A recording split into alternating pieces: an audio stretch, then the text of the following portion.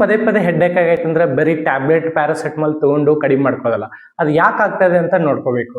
ಹಾಗಾಗಿ ಈ ವಿಡಿಯೋನ ಸೇವ್ ಮಾಡ್ಕೊಳ್ಳಿ. ಇಲ್ಲಿ ನೋಡ್ರಿ, ನಿಮ್ಮ ಫ್ರಂಟ್ ಇಲ್ಲೇನಾದ್ರೂ ನಿಮ್ಗೆ ಹೆಡ್ಡೇಕ್ ಆಗತ್ತಿದ್ರೆ ಅದು ಮೋಸ್ಟ್ ಪ್ರಾಬಬ್ಲಿ ಏನಾಗುತ್ತೆ, ನಿಮಗೆ ಜಾಸ್ತಿ ನಿದ್ದೆ ಬೇಕಾಗಿರುತ್ತೆ, ಇಲ್ಲಾಂದ್ರೆ ನೀವು ಜಾಸ್ತಿ ಮೊಬೈಲ್ ನೋಡ್ತೀರಾ, ಸ್ಕ್ರೀನ್ ಟೈಮ್ ಈ ತರ ನೋಡಿದಾಗ ಇಲ್ಲೇ ಮುಂದ್ಗಡೆ ಹೆಡ್ಡೇಕ್ ಆಗುತ್ತೆ. Of the head. ಸೊ ಇಲ್ಲೇನಾದ್ರೂ ನಿಮ್ಗೆ ಹೆಡ್ಡೇಕ್ ಆಗತ್ತೆ ಅಂದ್ರೆ ನಿಮ್ಗೆ ಜಾಸ್ತಿ ನೀರಿನ ಅವಶ್ಯಕತೆ ಐತಿ, ಮತ್ತೆ ಊಟ ಬೇಕಂದ್ರೆ ಈಗ ಅಲ್ಲಿ ಶುಗರ್ ಕಡಿಮೆ ಆಗೈತಿ, ಹೈಪೋಗ್ಲೈಸಿಮಿಕ್ ಆಗಿಯೂ ಕೂಡ ಅದು ಹೆಡ್ಡೇಕ್ ಆಗುತ್ತೆ. ಸೊ ಹಿಂದ್ಗಡೆ ಬ್ಯಾಕ್ ಆಫ್ ದ ಹೆಡ್ ಹಿಂದ್ಗಡೆ ಹೆಡ್ಡೇಕ್ ಆದ್ರೆ ಅದು ಮೋಸ್ಟ್ ಪ್ರಾಬಬ್ಲಿ ಸ್ಟ್ರೆಸ್ ಆಗಿರುತ್ತೆ, ಇಲ್ಲ ಟೆನ್ಷನ್ ಆಗಿರುತ್ತೆ. ಸೊ ಏನಾದ್ರೂ ವರ್ಕ್ ಟೆನ್ಷನ್, ಈ ರೀತಿ ನೀವು ಟೆನ್ಷನ್ ಮಾಡ್ಕೊಂಡಾಗ ಅಲ್ಲಿ ಹಿಂದ್ಗಡೆ ಹೆಡ್ಡೇಕ್ ಆಗುತ್ತೆ. ಇನ್ನೊಂದು ಮುಖ್ಯವಾಗಿ ಇಲ್ಲಿ ಎರಡು ಸೈಡ್ ಹೆಡ್ಡೇಕ್ ಆಗುತ್ತೆ. ಈ ತರ ನಿಮ್ಗೆ ಏನಾದ್ರೂ ಹೆಡ್ಡೇಕ್ ಆದ್ರೆ ಸೊ ಕೇರ್ಲೆಸ್ ಮಾಡಬೇಡಿ. ಈ ಹೆಡ್ಡೇಕ್ ನಿಮ್ಗೆ BP ಹೆಚ್ಚಾದಾಗ ಆಗುತ್ತೆ, ಹೈಪರ್ ಟೆನ್ಸಿವ್ ಹೆಡ್ಡೇಕ್ ಅಂತೀವಿ.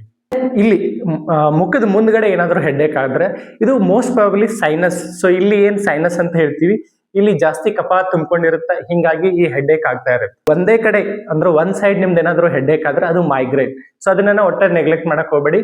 ಸೊ ಸಮೀಪದ ಆಸ್ಪತ್ರೆಗೆ ಹೋಗಿ ನಿಮ್ಮ ಡಾಕ್ಟರ್ಗಳನ್ನ ಕನ್ಸಲ್ಟ್ ಮಾಡಿ ಅದಕ್ಕೆ ಟ್ರೀಟ್ಮೆಂಟ್ ತಗೊಳ್ಳೋದು ಬಹು ಮುಖ್ಯ. ನಿಮಗೇನಾದ್ರೂ ಈ ತರ ಎಲ್ಲಾದ್ರೂ ಹೆಡ್ಡೇಕ್ ಇದ್ರೆ ಯಾವ ತರ ಹೆಡ್ಡೇಕ್ ಆಗೈತೆ ಅನ್ನೋದನ್ನ ಕಮೆಂಟ್ ಮಾಡಿ. ಇದೇ ತರ ಹೆಲ್ತ್ ಕಂಟೆಂಟ್ ಗಾಗಿ ನಮ್ಮ ಪೇಜ್ ಅನ್ನ ಫಾಲೋ ಮಾಡೋದನ್ನ ಮರಿಬೇಡಿ.